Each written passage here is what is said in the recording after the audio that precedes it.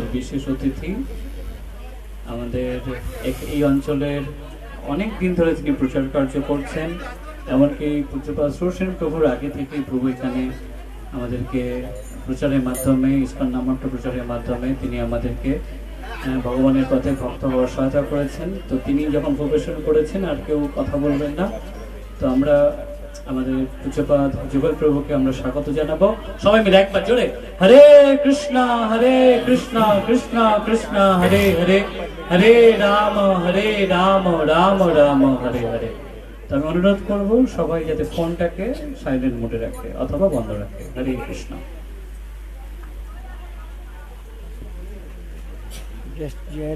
কীর্তন করে হয়ে গেছে,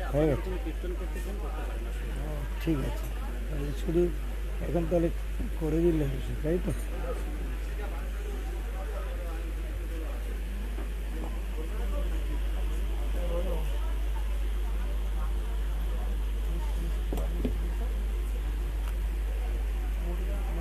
অজ্ঞানতিমিরন্ধস্য জ্ঞানাঞ্জনশলাকয়া চক্ষু উন্মীলিতং যেন তস্मै শ্রী গুরবে নমঃ। নমো বিষ্ণুপাদয় কৃষ্ণপৃষ্ঠয় ভূতলে শ্রীমতে জয়পতাক স্বামিনীতে নমিনে। নমাচার্য পাদয় নিতায় কৃপা প্রদায়িনে গৌরকথ ধামদায় নগর গ্রাম তারিণে। নমো বিষ্ণুপাদয় কৃষ্ণপৃষ্ঠয় ভূতলে শ্রীমতে ভক্তিবেদান্ত স্বামিনীতে নামিনে।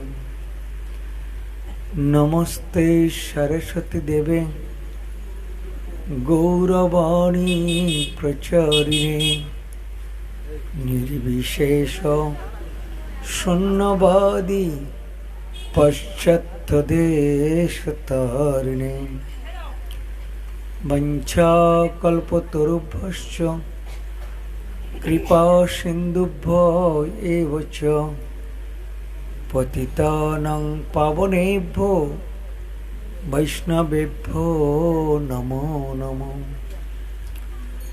নমো মহাবদন্নায় কৃষ্ণ প্রেম প্রদয়তে কৃষ্ণায় কৃষ্ণ চৈতন্য নম্নে গৌরতিষে নমঃ। পঞ্চতত্মাত্মকং কৃষ্ণং ভক্তরূপ স্বরূপকং ভক্তয়বতারং ভক্তাক্ষং নমামি ভক্ত শক্তিকম। হে কৃষ্ণ করুণা সিন্ধু দীনবন্ধু জগৎপতে গোপেশ গোপিকা কান্ত রাধাকান্ত নমস্তুতে। তপ্ত কাঞ্চন গৌরাঙ্গী রাধে বৃন্দাবনেশ্বরী বৃষভানুসুতে দেবী প্রণমামি হরিপ্রে। নীলাচল নিবাসায় নিত্যায় পরমাত্মনে বলদেব সুভদ্রভে শ্রীজগন্নাথায় তে নমো নমঃ। जय श्री कृष्ण चैतन्य प्रभु नित्यानंद श्री अद्वैत गदाधर शिवासादि गौर भक्त वृंद। हरे कृष्णा कृष्णा कृष्णा हरे हरे, हरे राम राम राम हरे हरे। सर्वप्रथमे মুদীয় গুরুপাদ পদ্ম শ্রী শ্রীমৎ জয় পতাকা স্বামী শ্রীল আচার্যপদের চরণে দণ্ডবত প্রণতিপূর্বক তাঁর অহৌতিকি কৃপা প্রার্থনা করি। আমার পরম আরাধ্য পরম গুরুদেব, যিনি হচ্ছেন ইস্কনের প্রতিষ্ঠাতা আচার্য শ্রীল অভয় চরণাবৃন্দ ভক্তি বেদান্ত স্বামী প্রভুপাদের চরণে দণ্ডবত প্রণতিপূর্বক তাঁর অহৌতিকি কৃপা প্রার্থনা করি। এখানে যে সমস্ত ভক্তরা আছেন তাদের চরণে আমার বিনম্র দণ্ডবত প্রণতি। যদি কোনো আমার ভুল ত্রুটি পরিলক্ষিত হয় দয়া করে ক্ষমা করবেন। হরে কৃষ্ণ। তো এখন আমাদের তো জগন্নাথ দেবের রথযাত্রা চলছে। শাস্ত্রে যুক্তি দিয়েছে যেই গৌর সেই কৃষ্ণ সেই জগন্নাথ। বলছে যেই গৌর সেই কৃষ্ণ সেই জগন্নাথ, একই তত্ত্ব কিন্তু দেখতে এক না। জগন্নাথ হচ্ছে ঐশ্বর্যমণ্ডিত বিগ্রহ, রাধা মাধব বা রাধা কৃষ্ণ বা রাধা গোবিন্দ মাধুর্যমণ্ডিত বিগ্রহ, আর গৌর নিতাই হচ্ছে ঔদার্য বিগ্রহ। যদিও তত্ত্বগত যুক্তিতে এক,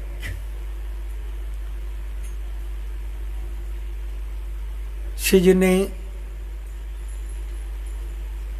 তিন বিগ্রহ, যেমন কৃষ্ণ উপাসনার ক্ষেত্রে শাস্ত্রে যেমন ভগবদ গীতা আর অন্যান্য জায়গায় কৃষ্ণের কাছে যেতে হয়েছিল আমাদেরকে। কৃষ্ণ ডেকেছিলেন আমার কাছে আসতে হবে, তাই তো নাকি? হ্যাঁ, কৃষ্ণ সব ভগবদ গীতায় যত জায়গায় আছে সব জায়গায় কৃষ্ণ যুক্তি দিয়েছে আমার কাছে আসতে হবে। তার মধ্যে চরম শ্লোকী ভগবদ গীতা 18 অধ্যায় শ্লোকটা আছে।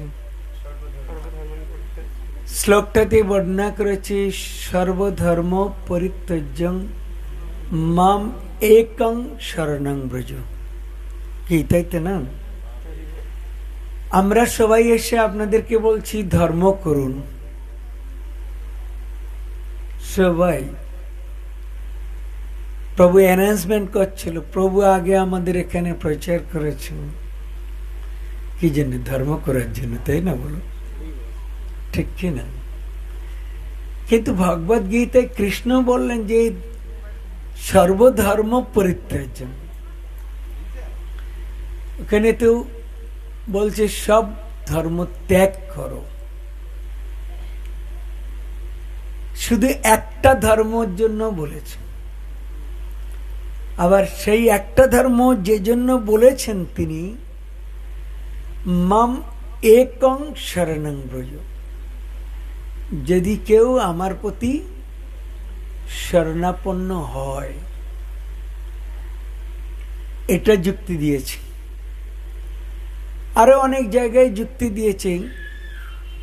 ভগবদ গীতায় একটা শ্লোকে বর্ণনা করেছে যে যথামাম প্রপদ্যন্তে, কৃষ্ণ বলেছেন যে যথামাং প্রপদ্যন্তে স্তাং তথৈব ভজাম্যহম।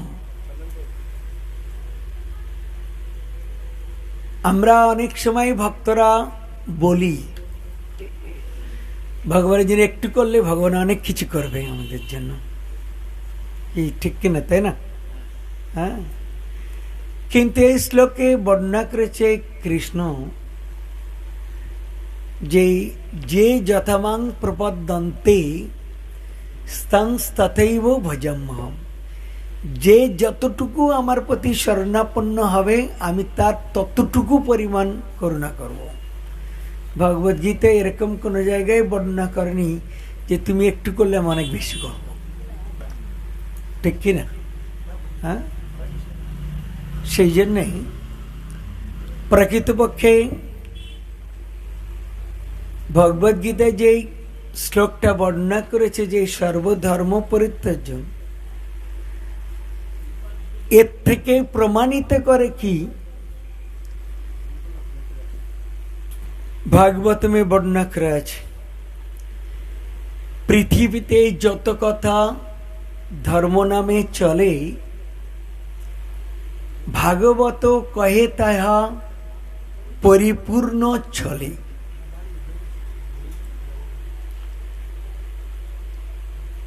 এই শ্লোকের মাধ্যমে আমাদেরকে এটা শিক্ষা দিয়েছে ভগবানের প্রতি শরণাপন্ন হওয়াটাই হচ্ছে ধর্ম, আর বাকি সব হচ্ছে অধর্ম। দুর্ভাগ্যের বিষয়টা আমাদের সমাজের লোকেরা আমরা ভগবানের শরণাপন্ন হওয়াটাই হচ্ছে অধর্ম। আমাদের সমাজের লোকেরা, আমাদের ক্ষেত্রে,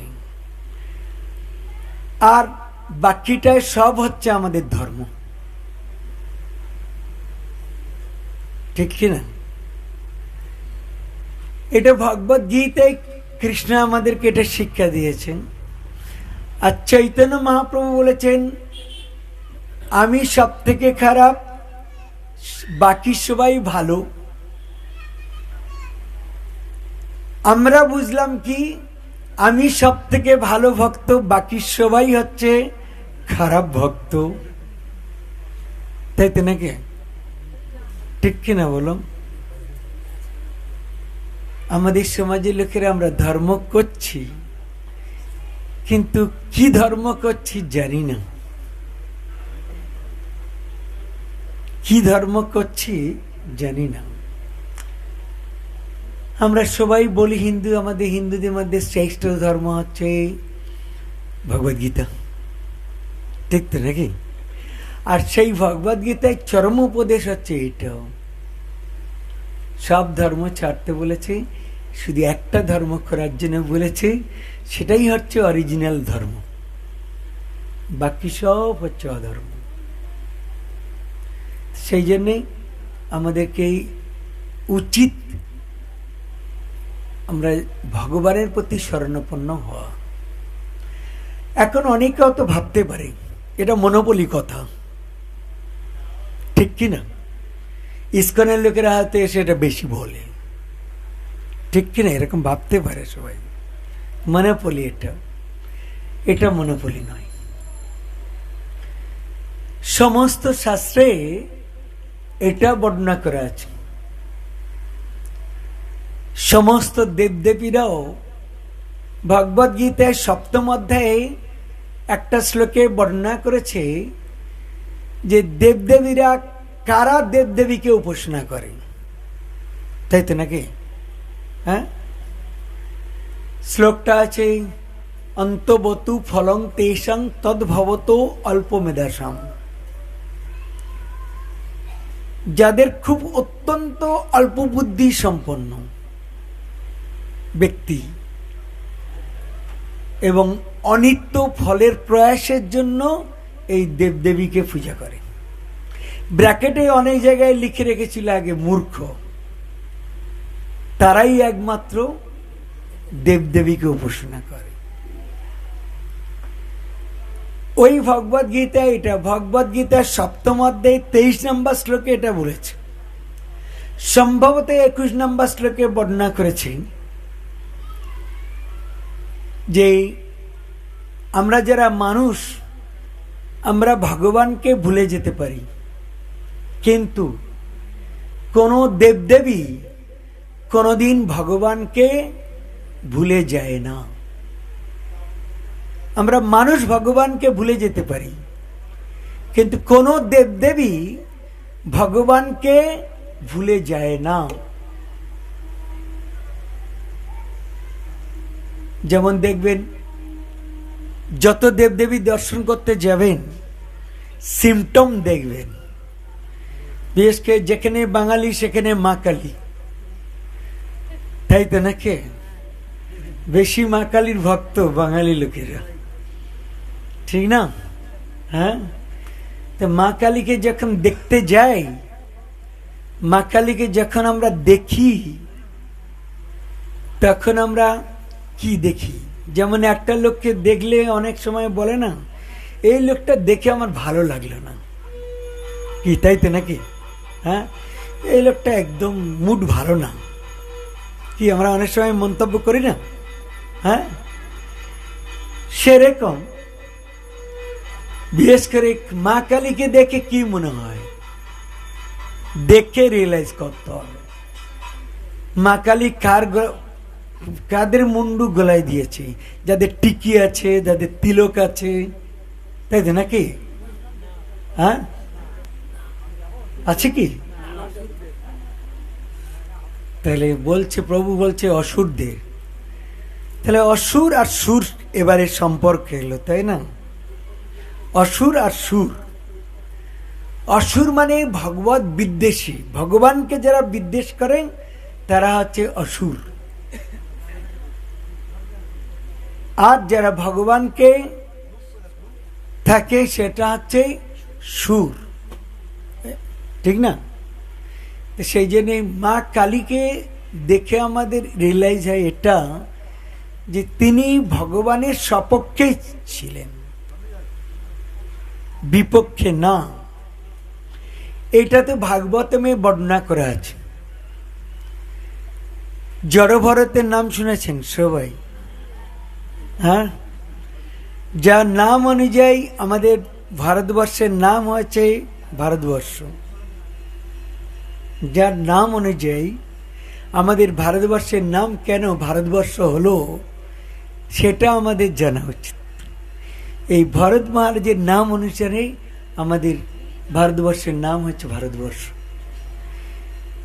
উনি এক সময়,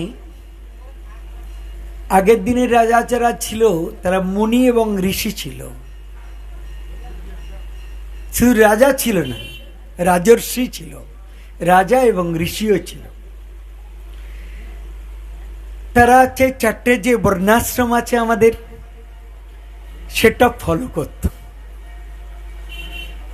যখন ওনার বয়স হয়ে গেছে তখন উনি বলেছেন যে রাজ্য সুখ ত্যাগ করে দিয়ে, মলবৎ ত্যাগ করে দিয়ে জঙ্গলে গিয়েছে ভগবানকে উপাসনা করতে।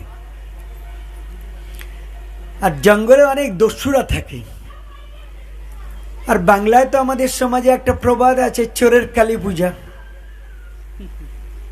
ঠিক কিনা? সে দস্যুরা ওই কালী পূজা করতো জঙ্গলে, আর বিভিন্ন দুষ্টুমি করত, বিভিন্ন জায়গায় চুরি ডাকাতি এই সমস্ত কাজ করত। বনে একটা রাজা ছিল, খুব ধনী রাজা। ওরা প্রতিজ্ঞা করেছে মায়ের কাছে যে মা, যদি ওখানে আমরা যদি ডাকাতি করে জিতে আসতে পারি, মা তোমাকে একটা বলি দেব, ঠিক কিনা? হ্যাঁ হ্যাঁ, তা বললো ঠিক আছে। ওখানে গিয়ে ওরা সাকসেস হয়েছে, ডাকাতি করে, রাজাকে ডাকাতি করে সাকসেস, সাফল্য হয়েছে। এখন তো খুঁজতে হবে, বনে তো আর সব জায়গায় তো পাওয়া যায় না, এরকম থাকে না। ওরা খুঁজতে শুরু করেছে। যখন খুঁজতে শুরু করলো তখন ওরা পেল কাকে? এই ভরত মহারাজকে পেয়েছে। আর তো পুরুষ মানে রাজা ছিল না, রাজপুরুষ, দেখতে রাজপুরুষের মতো। ওরা নিজেরা দেখে অজ্ঞান হয়ে গেছে যে এত ভালো সুপুরুষ পাওয়া তো খুবই কঠিন। আর মায়ের কি করুণা, ওরা তো মা দোয়াই দেবে মায়ের, মায়ের কি করুণা, এত ভালো একজনকে পেয়েছি মায়ের জন্য। ওরা তো খুব সুন্দরভাবে ধরে নিয়ে এসছে। জড়ভরত মহারাজ একা ছিলেন না, এরা তো অনেকে গ্রুপে তো অনেক ছিল, ওখানে ওদের বিরুদ্ধে কিছু আচরণ করলে মেরে ফেলে দেওয়া ছাড়া তো রাস্তা ছিল না, না ঠিক কি না? ওনা তো ধরে নিয়ে এসছে জড়ভর্ত জড়ভরতেই, যদিও জড়ভর্তি শব্দে অন্য অর্থে ব্যবহার করেছে, ওখানে এই ভাগবতে বর্ণনা করা আছে।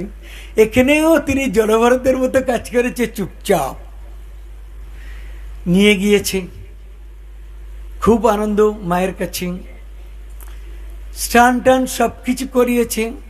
লাস্টে যখন বলি দিতে যাবে, মাথায় দিয়ে দিয়েছে, হাড় কাটে বলি না কি বলে, হাড় কাট দিয়ে দিয়েছে, দিয়ে ওই মায়ের হাতে একটা থাকে না খড়গ, মায়ের হাতে যখন ওটা নিয়ে যখন কাটতে যাবে, তখন মা তখন এই ব্যবস্থা করেছে।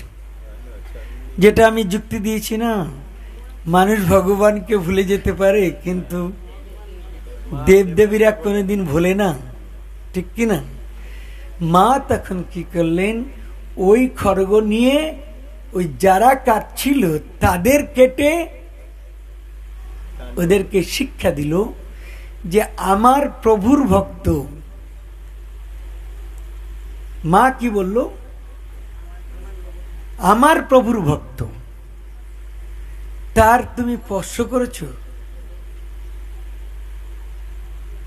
তার জন্য ভগবত বিদ্বেষকে ভগবান দেখো অনেক জায়গায় বর্ণনা করেছে শাস্ত্রে, আমাকে মারো, সব কিছু করো, সহ্য করব, কিন্তু আমার ভক্তকে কিছু করলে আমি সহ্য করব না, ঠিক কি না? মা কালীও একই কথা বলেছে, আমাকে কিছু করলে আমি সহ্য করতাম, কিন্তু আমার প্রভুর ভক্তকে করেছ, কোনো ছাড়পত্র নেই। তখন কেটে ওই গলায় মালা দিয়েছিল। কি বলেছে বুঝেছে? সেই জন্যই যেই গৌর সেই কৃষ্ণ, এই চৈতন্য মহাপ্রভু, এটা যুক্তি দিলাম কৃষ্ণের ক্ষেত্রে। কৃষ্ণ চেয়েছে সবাই, কৃষ্ণ চেয়েছে কি সবাই আমার কাছে আসতে হবে, তবে করুণা করবে, তাই তো নাকি? যত যুক্তি আছে শাস্ত্রে দেখবে, কৃষ্ণ যুক্তি দিয়েছে আমার কাছে আসো, আমি তোমার দেখছি। এই জন্য কৃষ্ণ প্রণাম মন্ত্রে একটা জিনিস আছে, সবাই জানে, সবাই তো কৃষ্ণের প্রণাম মন্ত্র জানে, তাই না? কৃষ্ণ প্রণাম মন্ত্রে কি আছে? হে কৃষ্ণ করুণা সিন্ধু দীনবন্ধু জগৎপতে, তাই না? হে কৃষ্ণ করুণা সিন্ধু। এক সময় নারদ মুনি কি করেছেন, এই জগতে ঘুরতে ঘুরতে ভগবানের কাছে গিয়েছিলেন। আর ভগবানের কাছে গিয়ে যখন এই জগতে ঘুরছিলেন, সব লোক জীব এই সংসার জ্বালা, ত্রিতাপ জ্বালা, জ্বলে পুড়ে মরছে। এটা নারদমুনি দেখে, নারদমুনি তো সাধুদের কাজ ঘরে খেয়ে বিলের মোস্তারা, ও দেখে কি করেছে, ভগবানের কাছে যখন গিয়েছে, তখন ভগবানকে গিয়ে বলছে, প্রভু আপনি এত নিষ্ঠুর কেন? তো বলছে কেন, কি হলো হঠাৎ? নারদ বলছে, আপনার প্রণাম মন্ত্রে আছে হে কৃষ্ণ করুণার সিন্ধু, আপনি করুণার সিন্ধু নিয়ে এখানে বসে আছেন আপনার ধামে, আর এই জগতের লোকেরা এই দুঃখে জর্জরিত হয়ে মারা যাচ্ছে, আপনার একটু করুণা করার দরকার নয় কি? আপনি এতটা মানে কঠিন। তখন কৃষ্ণ বলছে, দাঁড়া একটু ঠান্ডা হও। তখন বলছে, দেখো তুমি আমার যে প্রণাম মন্ত্র বলছো, আমার কোনো আপত্তি নেই এই সমস্ত জীবদের করুণা করার জন্য। হে কৃষ্ণ করুণার সিন্ধু, আমি করুণার সিন্ধু আমার কাছে আছে, আমি শিওর। তারপরে কি আছে বলো তো? বলছে দীনজনার বন্ধু, ঠিক কিনা? হ্যাঁ, তা বলছে দীনজীব তুমি যদি একটা নিয়ে আসতে পারো, আমি তাহলে তাকে করুণা করব।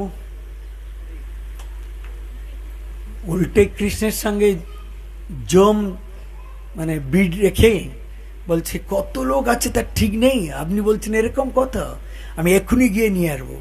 ভগবানের কাছে সেই জগতে এসছে, এসে বাড়িতে বাড়িতে গিয়েছে, যে বাড়িতে ঢুকেছে এ বলেছে, জীব তুমি কি দিন?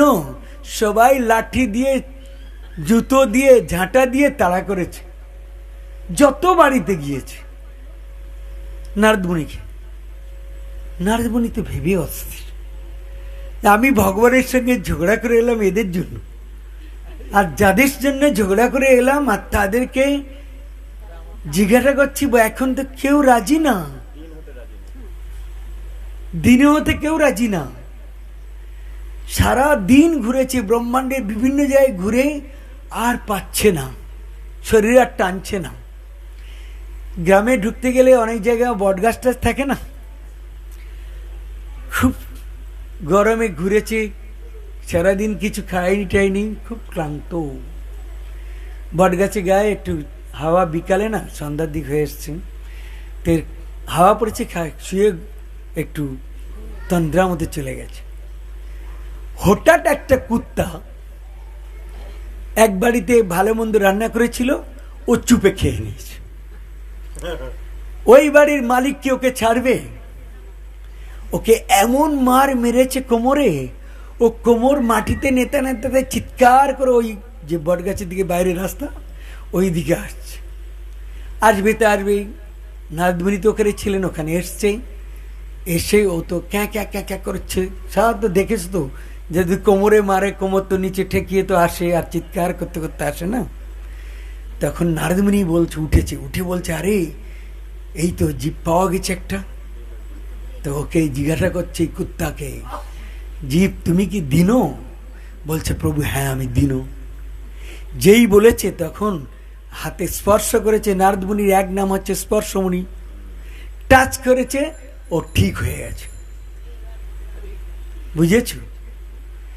এতক্ষণ তো ঘুরে আর পেল না 2 পে, পেল তো একদিনও জীব 4 পে, যে ঠেলার নাম বাবাজি। বুঝেছ? এমনি দিনও হয়নি তো, পেটানি খেয়ে তো বিদিন হয়ে গেছে না, ঠিক কিনা?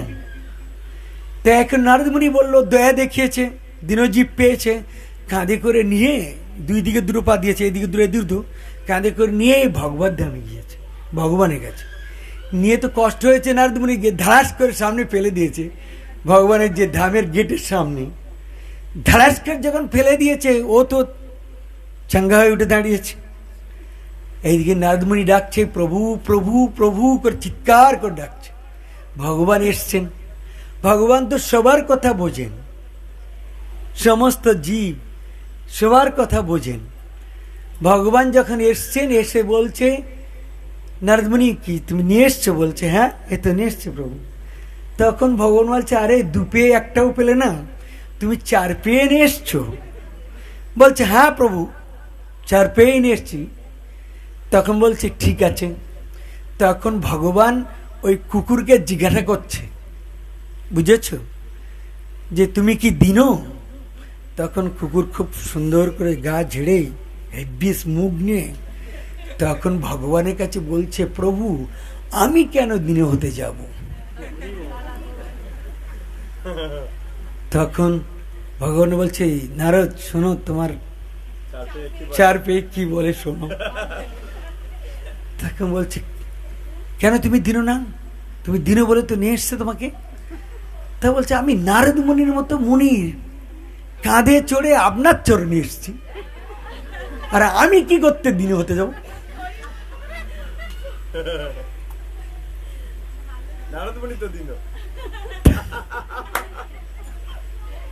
তো এরকম আমরাও ঠিক এই দলের লোক, কুত্তার দলের লোক। আমরা সামনে দেখাচ্ছি সবাই প্রভু প্রভু, ভিতরে আছে কি জানি না, তাই তো নাকি বলো? হ্যাঁ ঠিক কি না? এটা কৃষ্ণ যুক্তি দিয়ে খেয়েছে। চৈতন্য মহাপ্রভু এসে কি করেছে বলুন, জানেন? চৈতন্য মহাপ্রভু, মা কৃষ্ণ ডাকলো, যা কিছু যুক্তি দিয়েছে, আমার কাছে আসতে হবে তবে করুণা করবো, তাই তো নাকি? চৈতন্য মহাপ্রভু এসে দুয়ারে সরকার খুললো। আজকাল সরকার, দুয়ারে সরকার যেটা নিয়ে এসছে, এরা আগে নিয়ে আসেনি। এই জগতে দুয়ারে সরকার নিয়ে এসছে চৈতন্য মহাপ্রভু। কি বলেছি বুঝেছেন? দুয়ারে সরকার না। এখন অনেকে লোক বলবে, কি করে সম্ভব, দুয়ারে সরকার কি করে চৈতন্য মহাপ্রভু নিয়ে এসছেন? কারণ কি, ওরা তো কোনোদিন আলোচনা করেনি, চর্চা করেনি ভগবান নিয়ে, ওই জন্য ওরাও তো জানে না এটা, যে চৈতন্য মহাপ্রভু আগে দুয়ারে সরকার নিয়ে এসছে। কৃষ্ণ বলেছে, আমার কাছে এলে করুণা করবো। আর চৈতন্য মহাপ্রভু কি বলল? চৈতন্য ভাগবতে মধ্যলীলাতে 23 অধ্যায় বর্ণনা করে আছে। চৈতন্য মহাপ্রভু একদিন হরিদাস ঠাকুর ও নিত্যানন্দ প্রভুকে ডেকে বলেছিল, শুনো শুনো নিত্যানন্দ, শুনো হরিদাস, সর্বত্র আমার আজ্ঞা করো প্রকাশ, প্রতি ঘরে ঘরে গিয়া করেই ভিক্ষা, বলো কৃষ্ণ ভজ কৃষ্ণ করো কৃষ্ণ শিক্ষা। তাই তো নাকি? হ্যাঁ, কি বললো? দুয়ারে সরকার। আর তোমরা যারা এখানে এসছো, তোমরাও সব দুয়ারে সরকারের ভক্ত। যেমন বৃন্দাবনে গিয়ে শোনা যায় রাধাকুণ্ডে রাধারানী সরকার, তাই তো নাকি? হ্যাঁ, ঠিক কি না? আমরা কিন্তু যারা নামহট্টের ভক্ত, তারা সবাই হচ্ছে দুয়ারে সরকারের ভক্ত। চৈতন্য মহাপ্রভু দুয়ারে সরকার নিয়েছিল। চৈতন্য মহাপ্রভুর নির্দেশে ওই বলো কৃষ্ণ প্রতি ঘরে ঘরে গিয়া করেই ভিক্ষা, বলো কৃষ্ণ ভজ কৃষ্ণ করো কৃষ্ণ শিক্ষা। তাই আমাদের পরমারাধ্য গুরুদেব শ্রী শ্রীমৎ জয়পতাকা স্বামী গুরু মহারাজ এই নামহট্টের মাধ্যমে আমাদের গ্রামে গঞ্জে সব জায়গায় চৈতন্য মহাপ্রভুর আদেশ পৌঁছে দিয়ে এই দুয়ারে সরকার চালু করেছে। সেই দুয়ারে সরকারের মাধ্যমে আমরা চৈতন্য মহাপ্রভু কৃষ্ণের শরণাপন্ন হওয়ার চেষ্টা করছি, ঠিক কিনা? একটা দুয়ারে সরকার চৈতন্য মহাপ্রভু। এই এত বেশি টাইম নেই আবার। তারপরে তো না, ঠিক আছে, তারপরে হচ্ছে জগন্নাথ দ্বীপ, ঠিক কিনা? আমি বলেছি না, যেই গৌর সেই কৃষ্ণ সেই জগন্নাথ, ঠিক কিনা? একই তত্ত্ব, সবাই ভগবত তত্ত্ব। কিন্তু এই জগৎজীবকে করুণা করার জন্য ভাব ছিল তিনজনের তিন রকম, কি তাই না বলো? ঠিক কিনা? কৃষ্ণের কথা বললাম, তারপরে মহাপ্রভুর কথা বলছি, ঠিক কিনা? মহাপ্রভু তো সবাই ডেকে ডেকে নিয়ে আসেনি, গিয়েছে বাড়িতে বাড়িতে, তাই না? বাড়িতে বাড়িতে গিয়ে আমাদেরকে শিক্ষা দিয়েছে কিভাবে ভগবানের প্রতি শরণাপন্ন হওয়া যায়। সেই জন্য শ্রী চৈতন্য মহাপ্রভু আমাদের কাছে এসে, আর তাছাড়া কি হচ্ছে, আমরা যে যুগে এসছে সেটা হচ্ছে কলিযুগ না, ঠিক কিনা? যেমন একটা ছোট্ট উদাহরণ দেবো, বাসে দেখবে ধূমপান নিষেধ বলে লেখা থাকে প্রত্যেক বাসে, বলো ঠিক কিনা?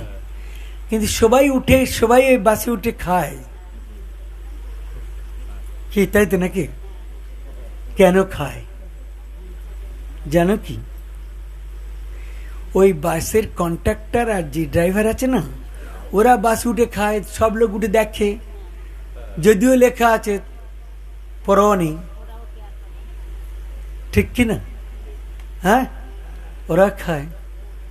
এই জন্য চৈতন্য মহাপ্রভু আমাদেরকে শিক্ষা দিয়েছে, নিজে আচরি ধর্ম পরের শেখায়।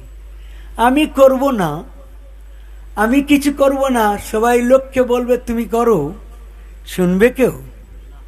হ্যাঁ, প্রথম প্রথম হয়তো বাচ্চারা একটু ভয় পেতে পারে, বড় লোক যদি দুগা মেরে দেয়, দুদিন পরে বলবে দাদু তুমি নিজে খাও আর আমাকে নিষেধ করছো, আর তুমি আমাদেরকে উপদেশ দিচ্ছ ইনজুরিয়াস টু দ্য হেলথ। হ্যাঁ, তুমি নিজে খাও আর আমাদেরকে এরকম বলছো, ক্ষতিকারক। ওই জন্য কেউ শোনে না। এই জন্য চৈতন্য মহাপ্রভু আমাদেরকে শিক্ষা দিয়েছে কখন আমাদের কথা শুনবে, তাই তো নাকি? আমরা সবাই তো ভগবানের কাছে কাতর প্রার্থনা করি, কি তাই তো নাকি? সবাই করি, কম বেশি তো করি না বলো? সবাই যখন ওই প্রার্থনা ভগবান না শুনে ওর যখন কোনো কিছু হয়ে যায়, তখন ও ভগবানের প্রতি ভীষণ রাগ করে, আমার কথা শুনলো না, এত কষ্ট করে, এত কান্না করে, এত দুঃখ করে, না খেয়ে 2-4 দিন বললাম ভগবানকে, ভগবান আমার কথা শুনলো না। হ্যাঁ, ভাল লাগে না, ভগবানের কথা শুনলো না, ভগবান কি তাই তো নাকি? হ্যাঁ, শুধু বাইরের ভক্ত না, অভক্ত না, ভক্তরাও মাঝে সাঝে হরে কৃষ্ণ হয় এরকম। কোনো বিপদে পড়লো, ভগবানকে ডাকছি, ভগবান কিছু করছে না, দূর আর মুড নেই ভগবানকে ডাকার আমার, তাই তো নাকি বলো? হ্যাঁ, ঠিক কিনা? কিন্তু দুঃখের বিষয়, এটা তো আমাদেরকে জানা উচিত ছিল, ভগবান কার কথা শোনে?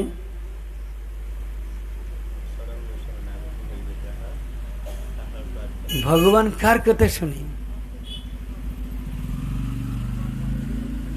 একটা ভজনে আছে না, সরঙ্গ শরণাগতি হইছে যাহার, তাহারও প্রার্থনা শুনে শ্রীনন্দ কুমার। ভগবান তো কন্ট্যাক্ট করেনি কাদের সাথে? ভগবদ গীতায় কন্ট্যাক্ট দিয়েছে যে যে যে আমার যে সর্বধর্ম পরিত্যাজ্য। আরেকটা শ্লোক বলছি আমি, যে যথামাং প্রপদ্যন্তে, ঠিক কিনা? যদি কেউ আমার প্রতি শরণাপন্ন হয়। আর এখানে চৈতন্য মহাপ্রভু বলেছেন,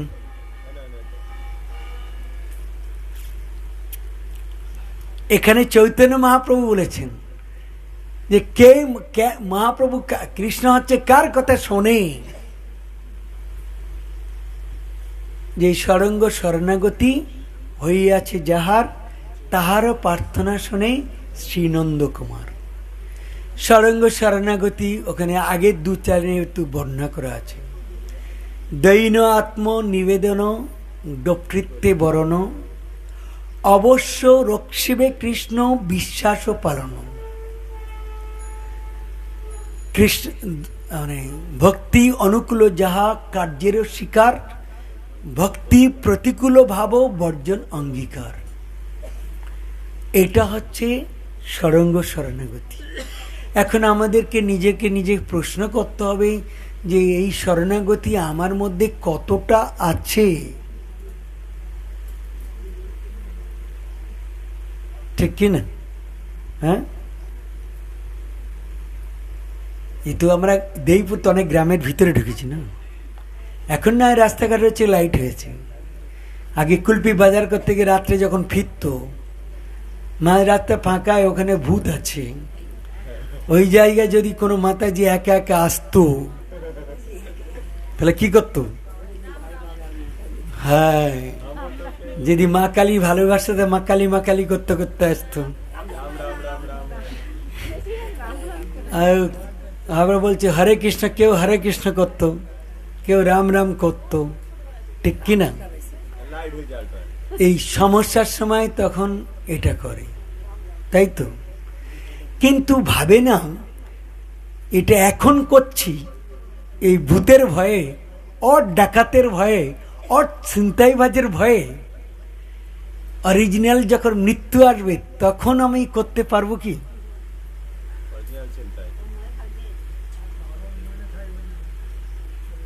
কি এখন তো একটু ভয়ের জন্য এটা করছে। যখন মৃত্যুরূপ এই জগতের সব থেকে বড় বিপদ হচ্ছে ওটা, ও ছাড়া তার কে আছে? বড় বিপদ কোথায় আছে? ঠিক কিনা? আজ অথবা কাল সবাই তো মরতেই হবে, ঠিক কিনা? হ্যাঁ, তো এটার সমাধান কে করবে?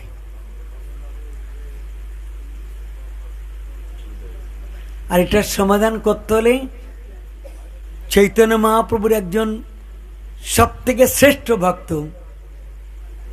যিনি হচ্ছেন যবন হরিদাস, উনি আমাদেরকে শিক্ষা দিয়েছেন এই জগৎ থেকে মরতে গেলে কি করতে হবে। আমাদের একজন বৈষ্ণব আচার্য আছেন, সুভক স্বামী, নাম শুনেছেন? মহারাজ আগে ক্লাই দিলে আমাদেরকে বলতো, এই ব্রহ্মচারীরা যত যাই কিছু ভজন করো, সাধন করো, মরতে জানলে হয়। হ্যাঁ, কি বলেছি বুঝেছ? আমাদেরকে বলতো, এই ব্রহ্মচারীরা কি ভজন করছি দেখা যাবে, বুঝেছ? তো এরকম আমরাও এরকম, আমাদের ক্ষেত্রে এরকম। আমাদের সমাজে অনেক শিক্ষার ব্যবস্থা আছে। আমাদের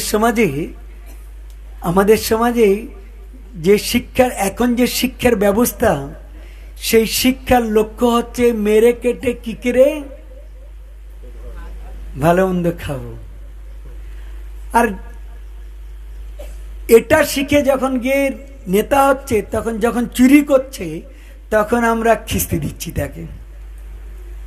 উচিত না খিস্তি দেয়া? কারণ ছোটবেলাতে শিখিয়েছে, অঙ্ক আছে না ছোটবেলায়, 1 লিটার দুধে কত জল দিলে কত বিক্রি করলে কত লাভ হবে। আর এটা যদি কেউ ভালো পারে, সে হচ্ছে সব থেকে ব্রিলিয়ান্ট স্টুডেন্ট, সায়েন্সের টিচার, এই স্টুডেন্ট যাতা কথা নাকি, কত ভালো না বুদ্ধি ওর, কি তাই তো নাকি? ঠিক কি না? এটা তো ছোটবেলায় এটা শিখিয়েছে। যারা কমার্স নিয়ে পড়ছে, ভেঞ্চার যখন করে, তখনও ওদের এরকম রোড তৈরি করা, ব্রিজ তৈরি করা, কত সিমেন্ট কম দিয়ে অন্য কি দিয়ে কি করতে হবে, দিলে কত প্রফিট করা যাবে। কি বলেছি বুঝেছ? ঠিক কি না? এখন ওই বাড়ি গাড়ি আর ব্রিজগুলো ভাঙছে কেন? ওই তো ভেঞ্চার না ওরা করেছে, শিখেছে না। ও কন্ট্রাক্ট যখন দিয়েছে, এই মালে এই দেবো, সব কিছু এই দেবো, আর যখন কাজটা করেছিল তখন তো মাল শর্ট দিয়েছে, দিয়ে তো আপনি লাভ করেছে। ঠিক কি না? তো সেই জন্যে এখন তো চিৎকার করলে তো হয় না, চিৎকার করে তো হবে না। কারণ ছোটবেলাতে ওদের মাথায় এটা ঢুকিয়েছি, ওরা হচ্ছে সব থেকে ব্রিলিয়ান্ট। আর তারা বড় হয়ে যদি এটা করে, তোমরা গালাগালি দিতে শুরু করেছো। তাদেরকে ওটা করার জন্য তো এটাকে শিক্ষা দিয়েছো সমাজকে। আর তারা যদি ওটা করে, তুমি ভালো না, এটা কি জিনিস? ঠিক কিনা বলো? কারণ আমাদের সমাজে যে শিক্ষা সম্পূর্ণ হচ্ছে কমার্শিয়াল শিক্ষা, অন্য কোনো কিছু নেই। ঠিক কিনা? সেই জন্যে আমাদের মৃত্যুরূপ সমস্যার সমাধান করার জন্য শ্রী চৈতন্য মহাপ্রভু নিত্য পার্ষদ যে হরিদাস ঠাকুর আমাদেরকে শিক্ষা দিয়েছে, কি করলে আমাদের এই মৃত্যুরূপ সমস্যার হাত থেকে দূর হয়ে যাবে। কি বলেছে বোঝা গেল? হ্যাঁ, শুধু ডেকে নিয়ে এলো না, এসে বাড়িতে বাড়িতে বুঝিয়েছে শুধু এটা না।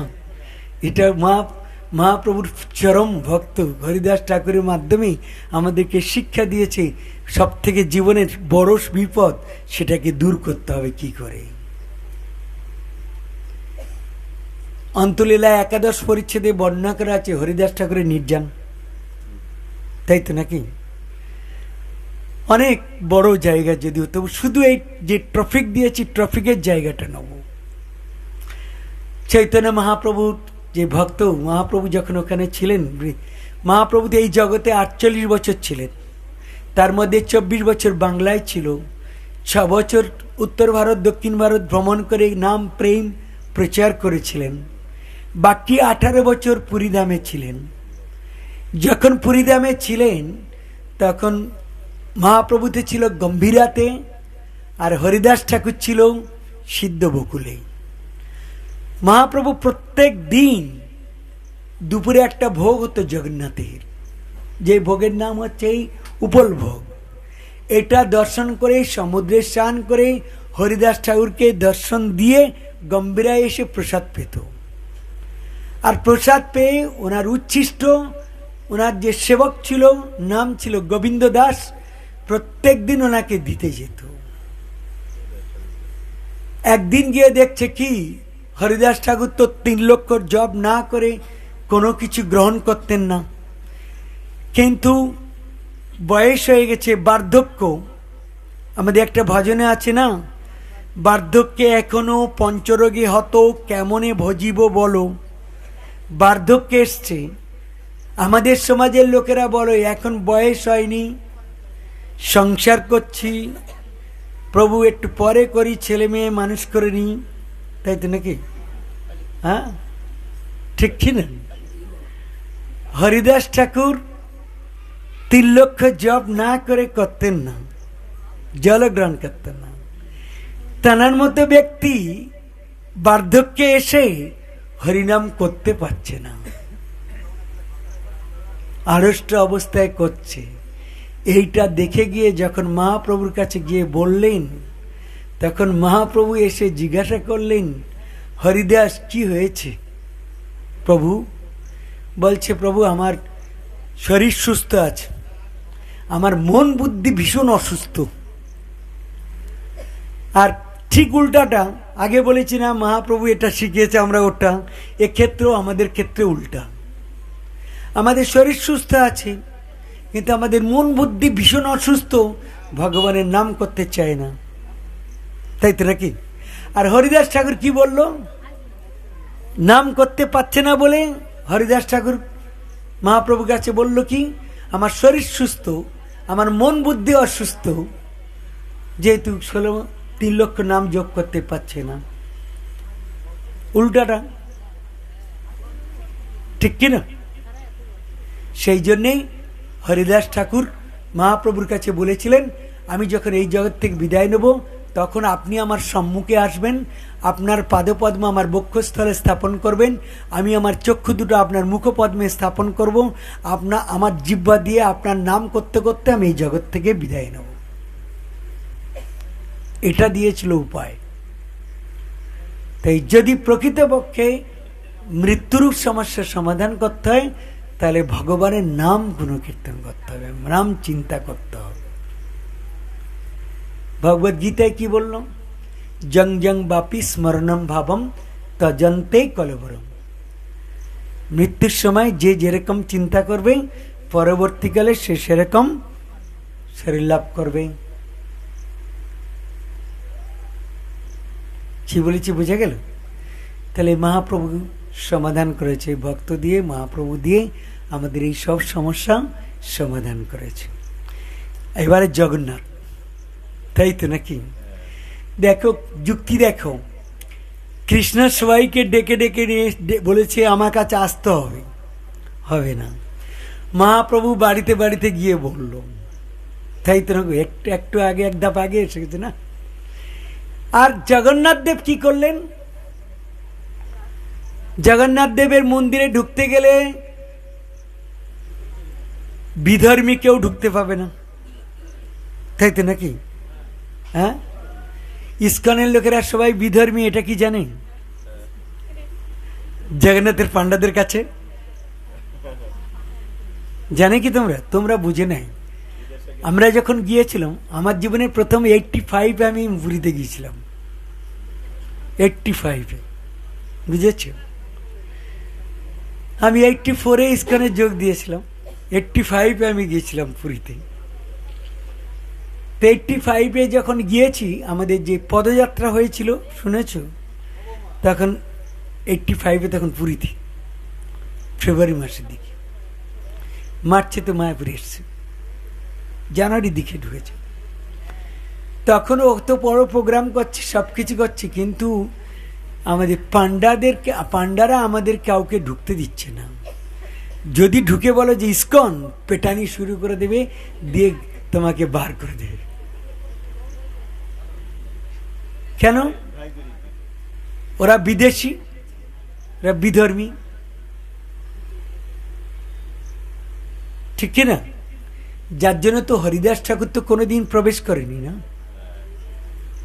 হরিদাস ঠাকুর কোনোদিন প্রবেশ করেছিল কি না? এখন সেই জন্য ইস্কনের লোকেরা তো বিদেশ, এরা হচ্ছে বিধর্মী, এই জন্য এদেরকেও প্রবেশ করতে দেবে না পান্ডারা।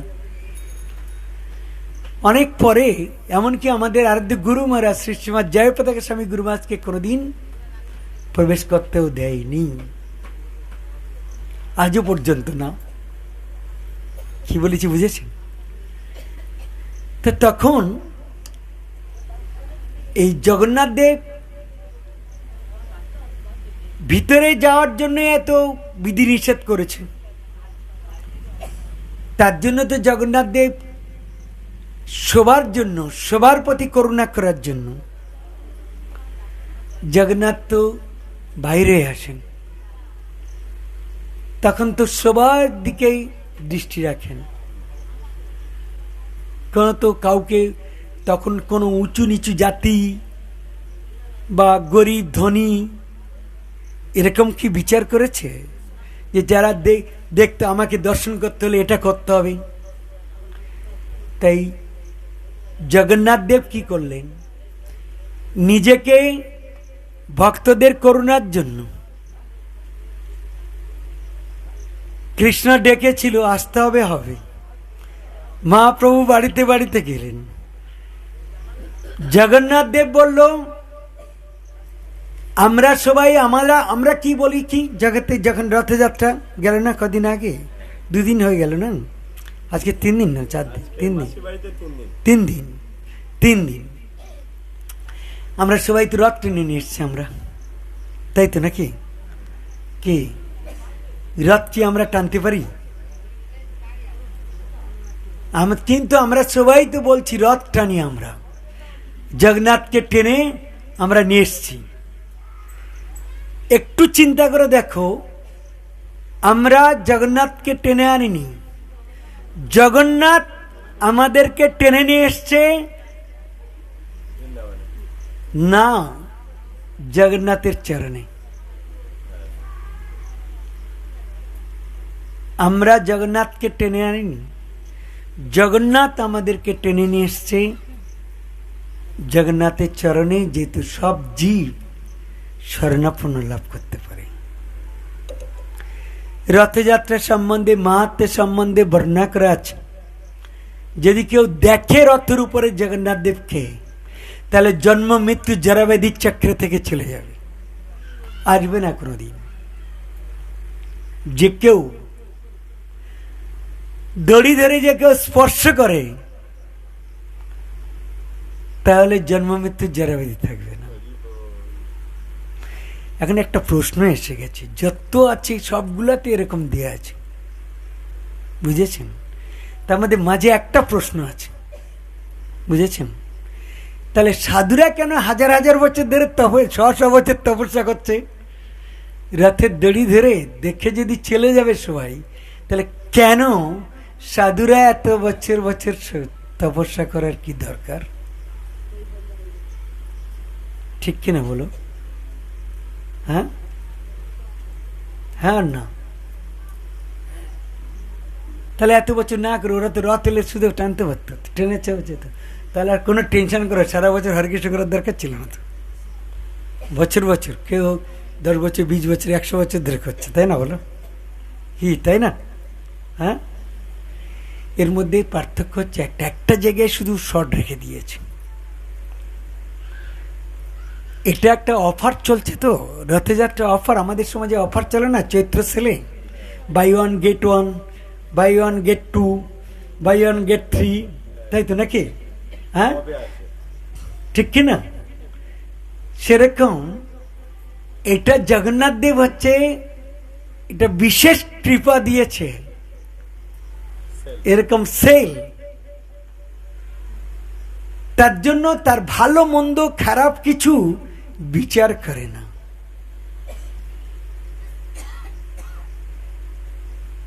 ভালোদেরকেও করে কিছু, খারাপদেরকেও কিছু না কিছু করে। আর জগন্নাথ দেবকে তো যেমন দেখুন, কেন জগন্নাথ দেব সবাইকে সমদৃষ্টিতে দেখে, পলক নেই তো। এই জগন্নাথের পলক আছে নাকি? ওই জন্য চোখ বন্ধ করতে পারে না, সবসময় তাকিয়ে আছে তো আপনাদের আমার দিকে, কি তাই না? দেখো সবার কৃষ্ণের পলক আছে, কি তাই তো নাকি? সবার পলক আছে না? হ্যাঁ, কিন্তু একজন একমাত্র আছেন যিনি আছেন জগন্নাথ দেব। তিনি 23 ঘন্টা 24 ঘন্টা মানে 23 ঘন্টা 60 মিনিট সবসময় তাকিয়ে আছে। কাদের জন্য? হ্যাঁ, কাদের জন্য?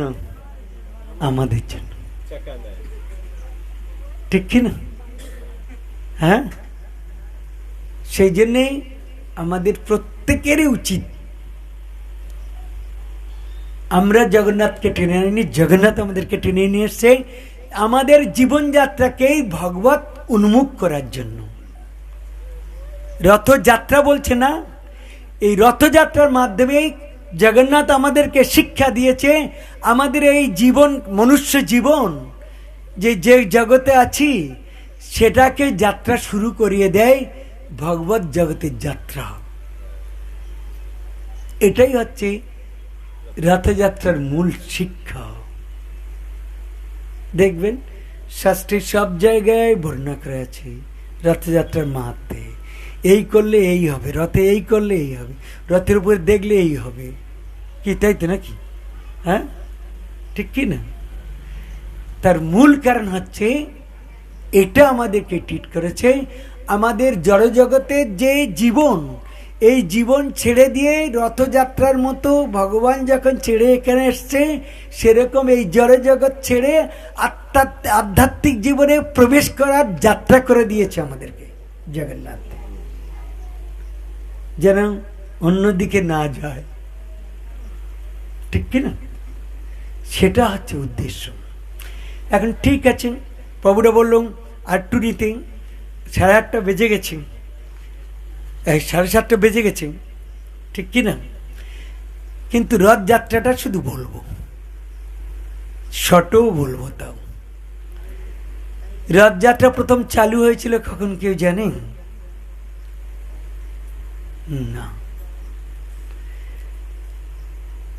এই যেমন আমাদের এখানে একটা মেলা আছে না, নন্দাস্থান, জানেন?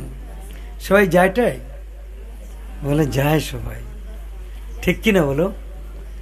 নন্দার মেলা কাশীনগরে, তাই তো নাকি?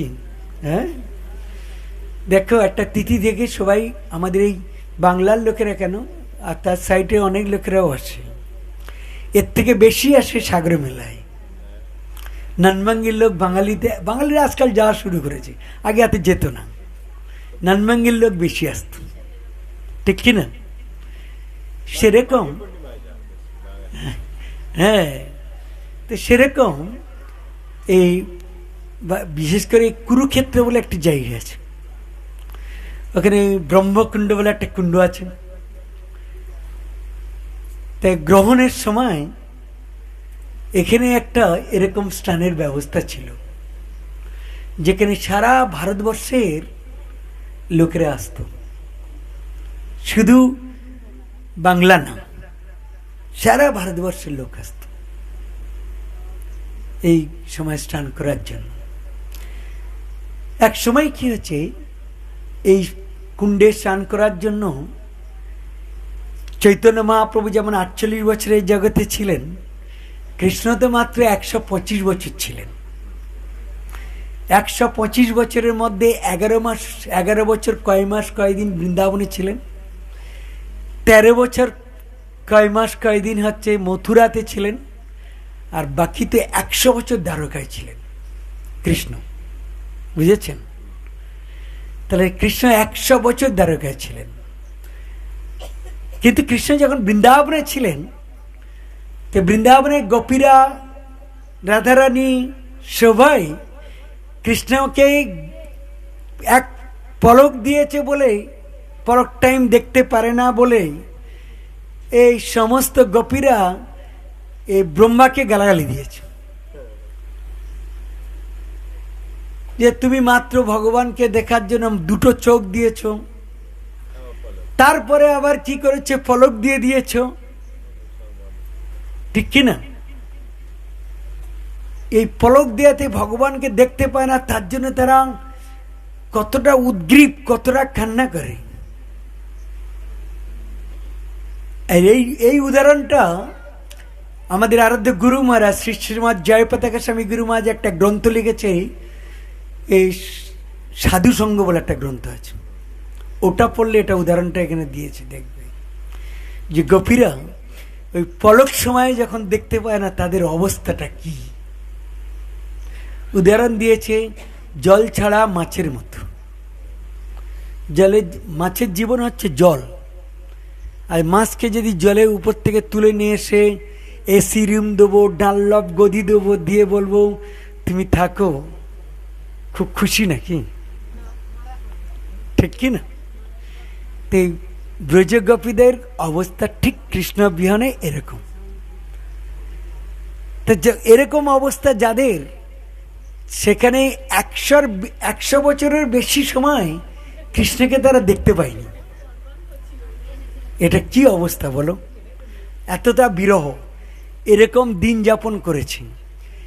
যখন এই ব্রহ্মকুণ্ডে স্নান শুরু হলো, তখন কি হচ্ছে, রুক্মিণী আর সত্যভামা 16,108 মহিষীর মধ্যে ওরাই হচ্ছে লিডার।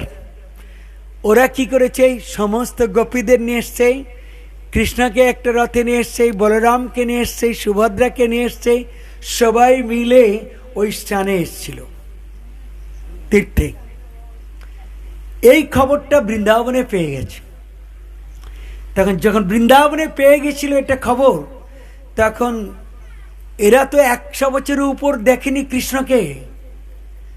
এরা কত জীবনের দুঃখ, কত কষ্ট।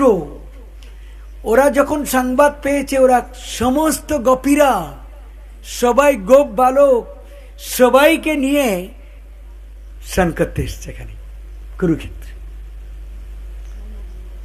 যখন স্নান করা হয়ে গেছে, স্নান করেছে সবাই, উদ্দেশ্য স্নান নয় তো, বিশেষ করে গোপীদের ভগবানকে লাভ, কৃষ্ণকে দর্শন করবে, এতদিন দেখেনি, তার জন্য এই সুযোগ পেয়েছে।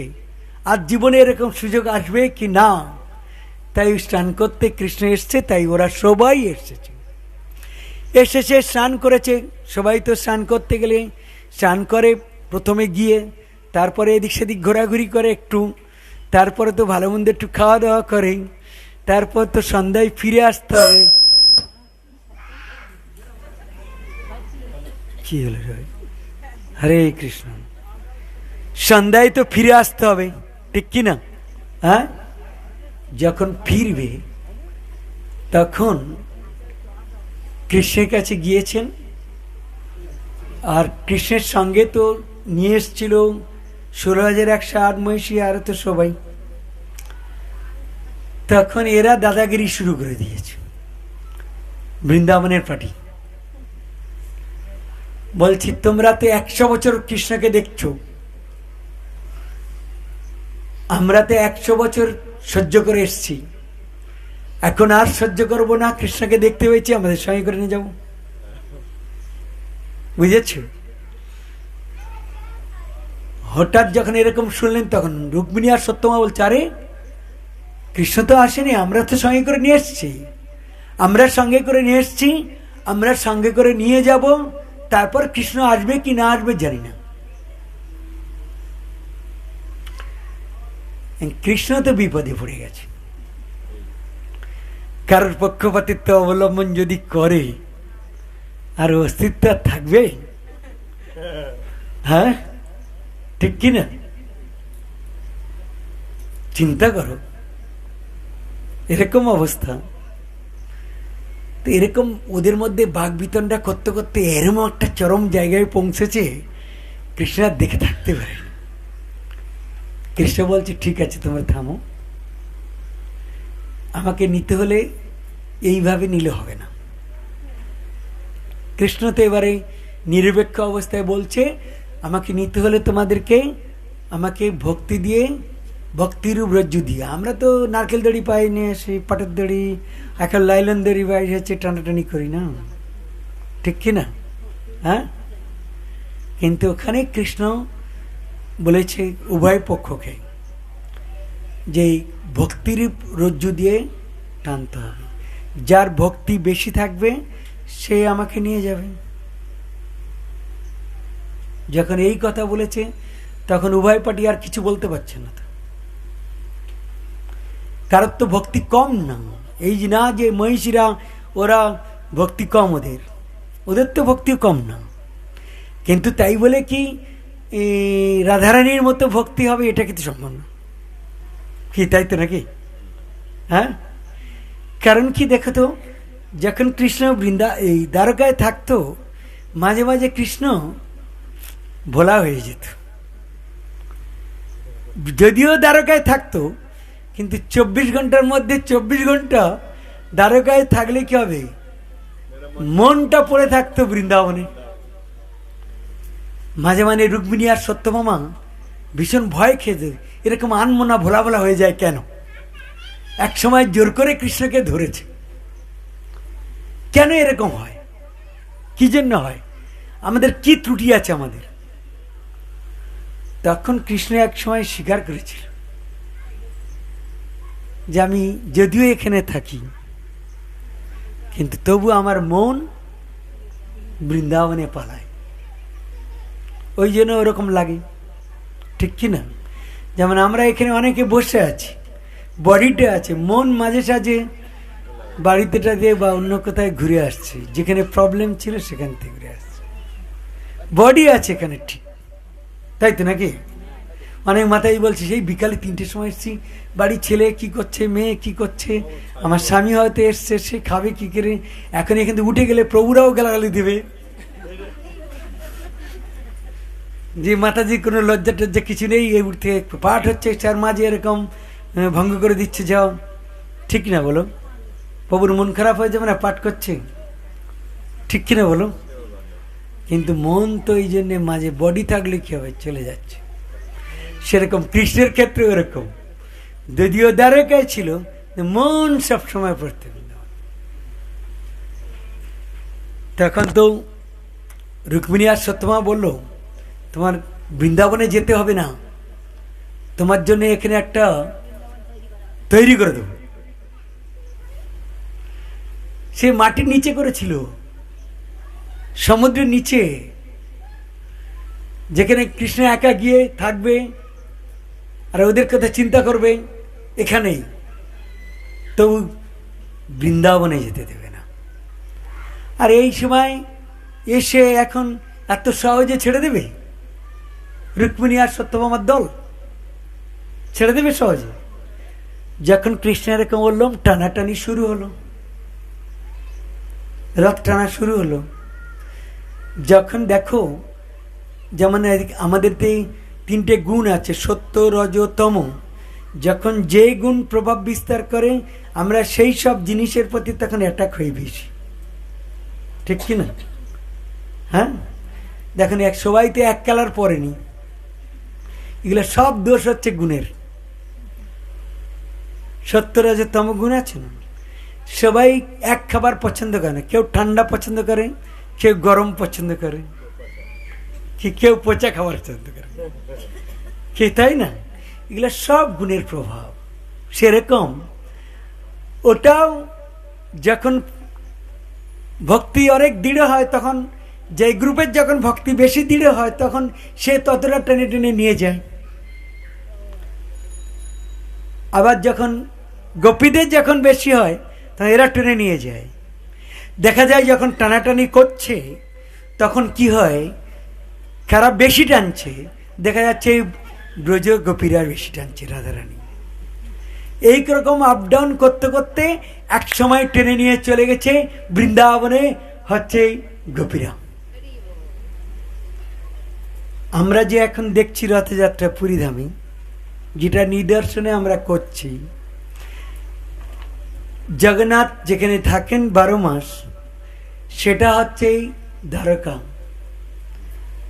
আর এই যে দ্বারকা থেকে জগন্নাথ দেব সুন্দরাচল এলো, ওর মাসির বাড়ি এলো, এটা হচ্ছে বৃন্দাবন। কি বলেছি বুঝেছেন? এটা হলো বৃন্দাবন। রথযাত্রার উৎপত্তি ওখানে, এখানেতে আমরা এটা করি, ঠিক কি না? তবে একটা জিনিস আমাদের সমস্যা আছে। চৈতন্য মহাপ্রভু আমাদের শিক্ষা দিয়েছেন,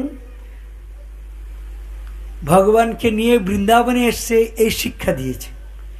উল্টো রথ কিন্তু শিক্ষা দেয়নি। কেন? উল্টো রথ মানে তো বৃন্দাবন থেকে দ্বারকায় যাওয়া। আর মহাপ্রভু তো আমাদেরকে শিক্ষা দিয়েছে বৃন্দাবন ভজন, রাগানুগ ভজন, রাগাত্মিকা ভজন, ঠিক কি না? সেই জন্য মহাপ্রভু উল্টো রাতে কোনোদিন যোগদান করতো না, কিন্তু আমরা তো করবই, কি তাই না বলো? যখন এখানে রেখেছে আবার নিয়ে আসবে না, নিয়ে যাবে না, নিয়ে যাবে।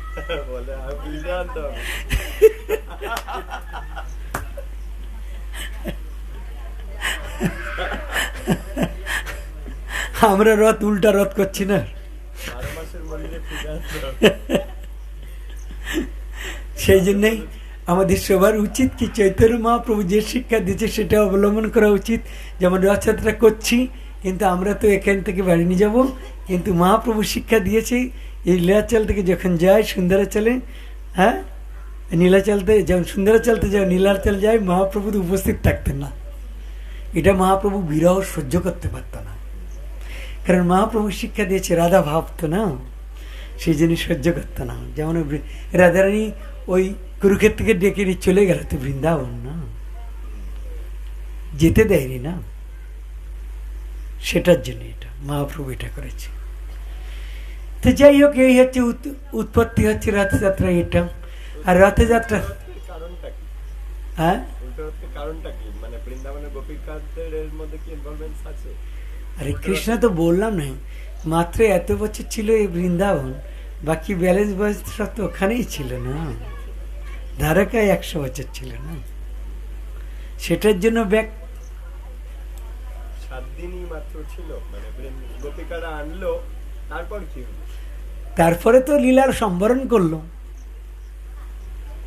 কৃষ্ণ, এই ধামেতে চলে গেল না, দ্বারকায় গিয়ে ওখান থেকে গিয়ে দ্বারকায় গেল 7 দিন পরে, গিয়ে ওই লীলা সংবরণ করলো না। তাকে যখন গিয়েছিল তখন অর্জুন তো সঙ্গে গিয়েছিল, বর্ণনা করে আছে না ভাগবতমে, অর্জুন সঙ্গে গিয়েছিল। যখন অনেক বিলক্ষণ দেখছে তখন তো ফিরে আসছে, তখন এরা তো বৃন্দাবনে ওরা চিন্তা করছে অনেক বিলক্ষণ দেখছে, শিয়াল ডাকা দিনের বেলা, এরকম অনেক বিলক্ষণ আছে, বর্ণনা করা আছে। তখন অর্জুন যখন এলো, অর্জুনকে জিজ্ঞাসা করছে কেন এই বিলক্ষণ, তখন অর্জুন বলল কৃষ্ণ এই জগতে নেই, আর লীলা সংবরণ। সংবরণ করলো। মানে যেই দ্বারকায় ফিরে এসছে তখন লীলা গুটিয়ে নিচ্ছে, আর ভালো লাগে। হরে কৃষ্ণ করে দিয়েছে। তাহলে ঠিক আছে, এইখানে রইল গ্রন্থ অমৃত লহরি, বদন ভরিয়া সবে বলো হরি হরি। বঞ্চা কল্পতরুভুশ্চ কৃপা সিন্ধু ভয়েবচ পতিতানাং পাবনেভ্যো বৈষ্ণবেভ্যো নমঃ। জয় অনন্ত কোটি বৈষ্ণব বৃন্দ কি, তাই গৌর প্রেমানন্দে।